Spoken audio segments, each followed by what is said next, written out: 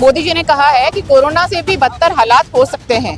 उस वक्त तो एक वायरस की वजह से कोरोना आया था और लोगों की जानें गई थी और इनका मिसमैनेजमेंट था, पर आज जो वायरस है वो मोदी जी हैं और मोदी जी की सरकार है, वही वायरस बन के जनता के लिए खतरा बनी हुई है। दूसरी तरफ सर्वदलीय बैठक के अंदर ये कहते हैं कि कोई किसी प्रकार की कमी नहीं है, तो इससे सिद्ध होता है कि कितने झूठे प्रधानमंत्री हमारे देश के हैं। हमारे देश के प्रधानमंत्री और भारतीय जनता पार्टी की गलत नीतियों के कारण देश को बहुत नुकसान हो रहा है। आप कह रहे हो सिलेंडर मिल रहा है या नहीं मिल रहा है, ऐसी की तैसी कराओ, तुम्हारी दाम क्यों बढ़ाई ये तो बताओ।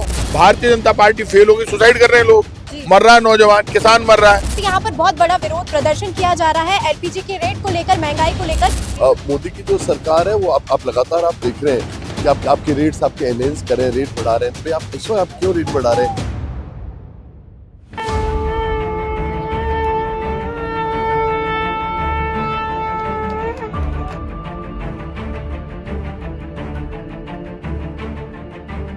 हमारे बीच मौजूद है चोमू के विधायक शिखा जी।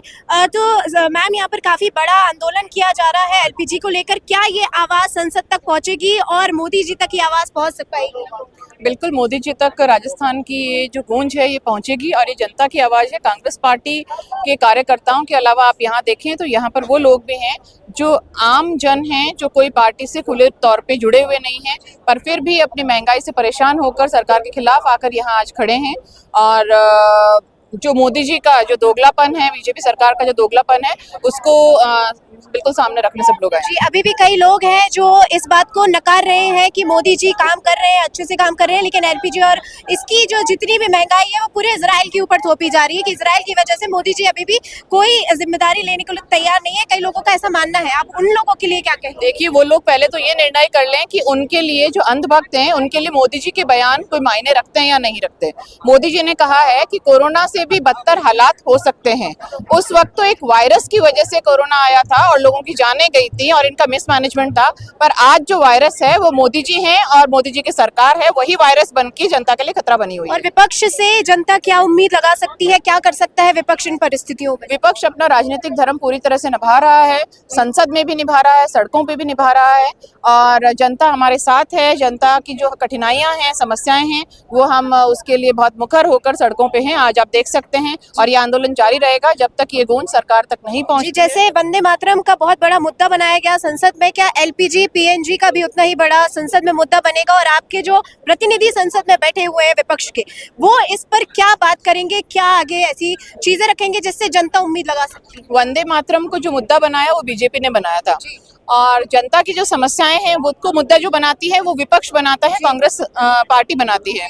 तो बिल्कुल ये मुद्दा वहाँ सदन में भी उठेगा, लोकसभा भी चल रही है और इस पे चर्चा की बात भी आई, पर सरकार इस पे चर्चा करने से हमेशा। तो हमारे बीच मौजूद है शहर अध्यक्ष सुनील जी। हम उनसे पूछेंगे कि सर, यहाँ पर बहुत बड़ा विरोध प्रदर्शन किया जा रहा है एलपीजी के रेट को लेकर, महंगाई को लेकर। करीब 11-11.5 साल से नरेंद्र मोदी जी प्रधानमंत्री के पद में बैठे हुए हैं, लेकिन इसके बावजूद जो महंगाई के वादे उन्होंने कम करने के किए थे उसमें कोई गिरावट नहीं देखी गई। आपके इसमें क्या विचार है और जनता आपसे क्या उम्मीद कर सकती है? देखिए, बात एक है कि जो सरकारें अपना वो जन कल्याणकारी कह के आती हैं, वो लगातार जब क्रूड सस्ता होता है तब भी उसी रेट पे बेचते हैं, और जब थोड़ा सा महंगे होने लगता है तो सरकारें फिर उसका रेट बढ़ा देती है। तो एक तरीके की मुनाफाखोरी है और इसका मतलब सरकारें जो है आपदा में भी संकट ढूंढ रही होती है, जो अपने आप में बहुत इंसल्टिंग है। मोदी की जो सरकार है वो आप लगातार आप देख रहे हैं कि आपके रेट्स आपके एनहेंस कर रहे हैं, रेट बढ़ा रहे हैं, तो भाई आप इसमें आप क्यों रेट बढ़ा रहे हैं? ये तो आपदा में संकट की बात हो गई ना, तो ये अपने आप में क्रूशियल बात है। और पूरा जो आपका जो प्रदर्शन है वो इसी चीज़ को लेकर था कि भाई आप क्राइसिस आ रहा है, इस क्राइसिस को आपने पहले फोर्स ही क्यों नहीं किया, पहले इस बात को आपने अंडरस्टैंड क्यों नहीं किया कि भाई क्राइसिस आने वाला है, आपके स्टोरेज ज़्यादा होने चाहिए थे, आपके प्रिपरेशन दूसरे ढंग होनी चाहिए थी। आप खुद इजराइल जा रहे हैं, इजराइल जाके आप देख रहे हैं, but you are not preparing your yourself ये सब चीज़ें अपने आप में इस देश के जनता के साथ धोखा है और वो धोखे की बात लोगों को आगाह करने की बात है कि किस ढंग से धोखा दिया गया। जी, जनता को ये कहा गया था कि जो भाजपा सरकार, इसकी डिप्लोमेसी और बाकी देशों से काफी अच्छे रिश्ते हैं, काफी अच्छे हम रिश्ते बना रहे हैं, तो क्या आपको लग रहा है कि उन रिश्तों का कोई देखिए, विदेश नीति तो पूरी ढंग से फेल है। आपने देख भी लिया कि हम यूएस के खाते में जाके बैठ गए और ट्रंप हमें लिफ्ट ही नहीं दे रहा। तो पूरी की पूरी आपकी जो विदेश नीति है दैट इज 100% फेल्ड, कोई फेल्ड विदेश नीति। जो संसद में हम बात कर रहे हैं और देश की बात करें तो एलपीजी के रेट दिन ब दिन बढ़ते जा रहे हैं और वहीं कई सारे रेस्टोरेंट ऐसे हैं जो बंद होते नजर आ रहे हैं। देखिए जो मुद्दा है वो एक छोटा मुद्दा नहीं है, ये एक बहुत बड़ा मुद्दा है। ये देश के प्रधानमंत्री जी बोल चुके हैं कि आने वाला समय बहुत ही संकट का समय है और उस संकट के से लड़ने के लिए पूरे देश की जनता को तैयार रहना चाहिए। एक तरफ तो संसद के अंदर ये कहते हैं और दूसरी तरफ सर्वदलीय बैठक के अंदर ये कहते हैं कि कोई किसी प्रकार की कमी नहीं है। तो इससे सिद्ध होता है कि कितने झूठे प्रधानमंत्री हमारे देश के हैं, जो कि एक जगह अलग बात कहते हैं, दूसरी जगह अलग बात कुछ कहते हैं। दिन पहले हर्षदीप पुरी ने ये कहा था कि हमारे देश में एलपीजी ना पेट्रोल की कोई कमी नहीं है, लेकिन इसके बाद कुछ ही दिन बाद नरेंद्र मोदी जी के द्वारा ये कहा गया कि कोविड जैसी चुनौतियां हो सकती है, हमने जिस तरीके से तब किया था इस समय भी हम उसी तरीके से लड़ेंगे। हरदीप पुरी जैसे व्यक्तियों से के तो मैं नाम लेना ही पसंद नहीं करूंगी, क्योंकि जिस व्यक्ति का एसटी फाइल में नाम आ गया उस व्यक्ति को इस देश से बाहर निकालना चाहिए और उसके खिलाफ मुकदमा दर्ज करके जेल में पटकना चाहिए। ऐसे इंसानों को अभी तक मंत्री पद से नहीं हटाया, बहुत शर्म की बात है। और देश के अंदर जो ये चल रहा है बहुत ही बड़ा गेम चल रहा है, जो कि इस देश की जनता के साथ में बहुत बड़ा अन्याय होने वाला है। इसके लिए विपक्ष क्या करेगा आगे और क्या जनता विपक्ष से उम्मीदें लगा सकती है? देखिए विपक्ष पूरी तरीके से जनता के साथ खड़ा हुआ है और जनता की लड़ाई लड़ रहा है और आने वाले समय में पूरी मजबूती के साथ में विपक्ष जनता की लड़ाई लड़ेगा। हमारे देश के प्रधानमंत्री और भारतीय जनता पार्टी की गलत नीतियों के कारण देश को बहुत नुकसान हो रहा है। आज पूरे देश में एलपीजी गैस नहीं मिल रही है, तेल की भी हमें कम होने लगी है और जो मिल रही है उसमें भी लोगों को कालाबाजारी हो रही है। दुगने तिगने दामों पर गैस सिलेंडर मिल रहे हैं। तो ऐसे हालात देश में पैदा हुए हैं। प्रधानमंत्री मोदी जी, भारतीय जनता पार्टी की सरकार इसकी जिम्मेदारी लेने को तैयार नहीं है, जबकि इनकी गलत नीतियों के कारण ही आज देश को संकट भोगना पड़ रहा है। भारत में बहुत बड़ा क्राइसिस चल रहा है, एलपीजी और सीएनजी की कमी होती जा रही है, साथ ही पेट्रोल की कमी होती जा रही है। लॉकडाउन जैसी स्थिति लोगों को लग रहा है कि हो सकती है, आपके क्या विचार? इन सब समस्याओं के लिए देश का वोटर जिम्मेदार है। वोटर को कांग्रेस बीजेपी से बाहर निकलकर और सरकार की कमियों को देखना पड़ेगा। इस बात को आप जानते हैं। आज एक्साइज ड्यूटी क्यों हटा रहे? क्योंकि आप पहले ही जनता की जेब काट रहे थे।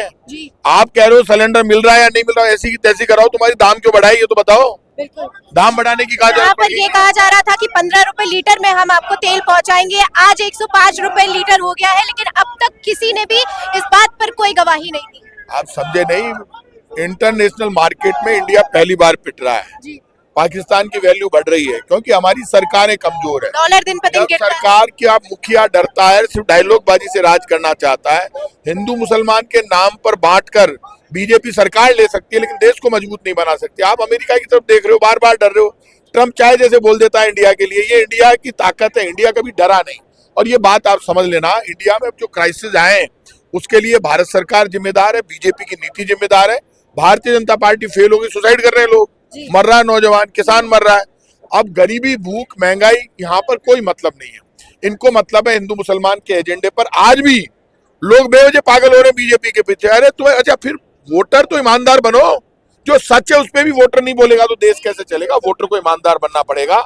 हालात खराब है और बीजेपी जो गलत कर रही है उसके लिए देश के लोगों को एक साथ खड़े होकर लड़ना पड़ेगा। न इनकी कच्चे तेल का स्टॉक अभी पूरा है, न इन लोगों को विदेश नीति है, किससे तेल खरीदेंगे अमेरिका तय कर रहा है। तो ये सारी चीजें कभी हिंदुस्तान में रही नहीं। जहां इजराइल और ईरान अब तक किसी के भी बीच में ये खड़े नहीं हुए हैं, तो आपको क्या लगता है कि क्या भारत किसके ईरान पक्ष हमारा में? पुराना मित्र था और हिंदुस्तान ने इजराइल को और ईरान को, उनकी भले ही लड़ाई रही हो, लेकिन हिंदुस्तान ने दोनों को साथ लेके चले। और ईरान से तो हमारे संबंध बहुत अच्छे रहे। कच्चा तेल आता था, उधार में आता था, बहुत ही सस्ते रेट पे, डिस्काउंट पे आता था और रुपए में हम पेमेंट करते थे, तो बहुत अच्छा काम था। लेकिन इन लोगों ने सारा जो है स्थिति बिगाड़ दी। इसे जनता के लिए आपकी क्या उम्मीद, आप बताना चाहेंगे कि जनता जो सरकार है उससे क्या सवाल कर सकती है, और जो एलपीजी और महंगाई का संकट गहरा रहा है पूरे भारत देश पे, उस पर आपका क्या विचार? राजस्थान प्रदेश ने आदरणीय अध्यक्ष गोविंद सिंह डोटासरा जी के नेतृत्व में एलपीजी जो गैस है, जो जिसकी कमी पूरे देश को अखर रही है, पूरे प्रदेश को अखर रही है, इसके लिए आज धरना प्रदर्शन रखा है। और धरना प्रदर्शन में हमने यही मांग रखी है प्रदेश अध्यक्ष जी ने कि जो गैस की मांग है उसकी पूर्ति होनी चाहिए। हर लेवल पर जो सरकार का फेलियर चल रहा है वो बहुत ही चिंताजनक है और सरकार को इस पे बेहतर से बेहतर निर्णय लेना चाहिए।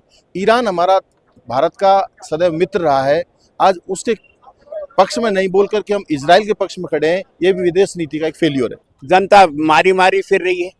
60 रुपए किस कारण से बढ़ा दिए? जब आपके पास में गैस का, तेल का, डीजल का, पेट्रोल का सारा भंडार है, फिर आपने दाम क्यों बढ़ाया?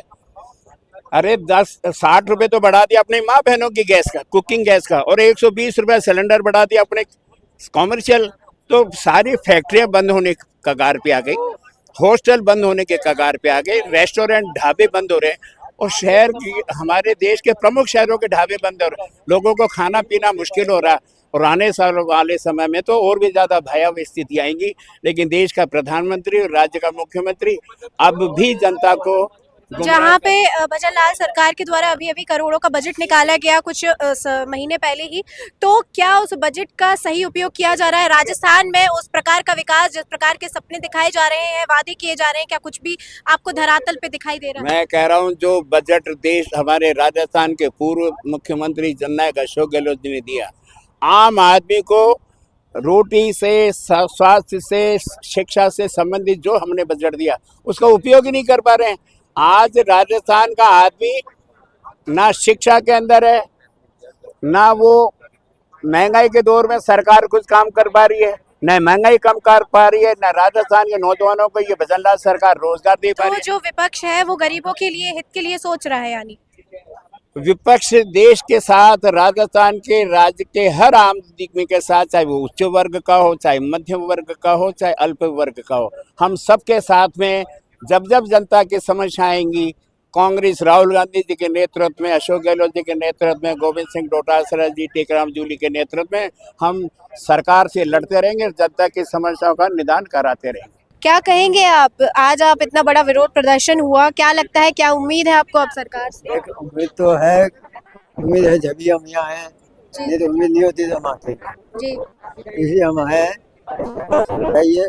अब मैं एक रिक्शा चला चला के अपना गरीब का पेट भरता हूँ, हाँ। और ये गैस सिलेंडर खाना बनाने तक के लिए खाना बनाने के लिए गैस नहीं है, इसलिए आज आप मोदी को भगाओ, देश बचाओ जैसे नारे लगा रहे हैं, जिससे देश बच सके और आपकी रोजी रोटी ना रोजी बन सके और का भी काम हो जाए, ये इसलिए मैं आया। ये देखिए, ये एक रिक्शा चलाने वाले की आवाज़ है, ये आम जनता की आवाज़ है, कोई नेता प्रतिपक्ष नहीं है। तो ये आवाज़ सब तक पहुंचनी चाहिए, समझना चाहिए कि देश में बहुत बड़ी किल्लत हो रही है, क्राइसिस आ गया है, और ये अगर ये बात नहीं मानते हैं तो ये अभी फिलहाल देश की परिस्थिति इतनी बेकार हो चुकी है, लेकिन इसके बावजूद जब हमारे नेता ये बोलते हैं कि सब कुछ ठीक है तो शर्म आती है ये सोचकर।